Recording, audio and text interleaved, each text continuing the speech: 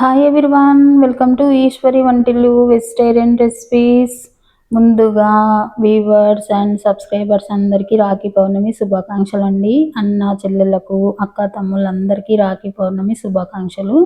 ఈరోజు మన వీడియోలో 10 నిమిషాల్లో చాలా చాలా ఈజీగా, చాలా చాలా టేస్టీగా, సూపర్ జ్యూసీగా, చాలా సాఫ్ట్గా ఉండే ఎండు కొబ్బరి పొడితో లడ్డూలండి. చాలా చాలా బాగుంటాయి. ఒక్కసారి ట్రై చేశారంటే మీరు ఫిదా అవుతారు, అంత బాగుంటాయి.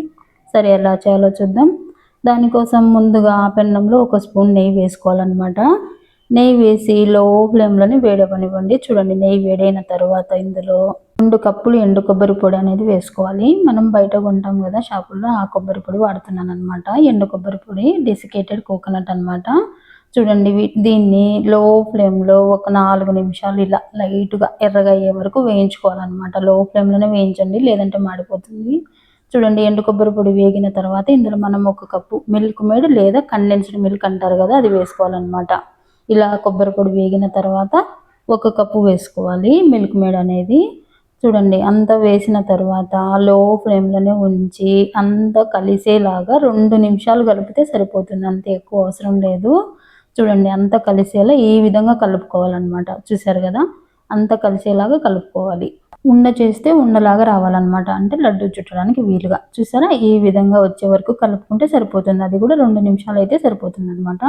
ఇలా వచ్చిన తర్వాత స్టవ్ ఆఫ్ చేసి ఒక 2-3 నిమిషాలు చల్లార్చండి, సరిపోతుంది. చూడండి, 2 నిమిషాల తర్వాత చల్లారిన తర్వాత చివరిగా 1 స్పూన్ నెయ్యి కూడా వేసుకోవాలన్నమాట. మళ్ళీ తర్వాత ఇందులో ఒక 2 స్పూన్లు నేను ట్యూటీ ఫ్రూటీ అనేది వేస్తున్నాను. పిల్లలకు బాగా అట్రాక్టివ్గా, కలర్ఫుల్గా కనిపించడం కోసం. ఉంటే వేసుకోండి, లేదంటే స్కిప్ చేయండి, పర్లేదు.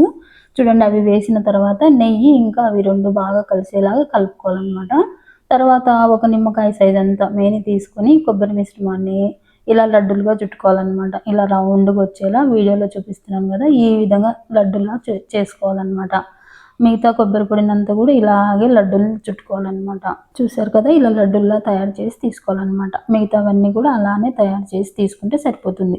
మనకు ఈ కొలతల్లో 14 లడ్డూలు అనేది వస్తాయండి. నేను చేస్తుండగానే ఒకటి మా చిన్నమ్మాయి తినేసింది, అందుకే మీకు ఇక్కడ 13 కానొస్తున్నాయి అనమాట.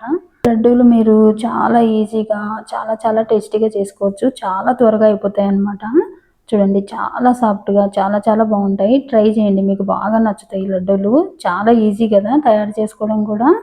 ఇవి ఒక డబ్బాలో పెట్టుకొని స్టోర్ చేసుకున్నారంటే బయట అయితే ఒక 2 రోజుల వరకు బాగుంటాయండి. అదే మీరు ఫ్రిడ్జ్లో పెట్టుకున్నారు ఒక వారం వరకు చాలా బాగుంటాయి అన్నమాట. మీకు ఎలా కుదిరితే అలా స్టోర్ చేసుకుంటే సరిపోతుంది. చూసారు కదా, ఇంతే, మనకు లడ్డు తయారైందనమాట. ట్రై చేయండి.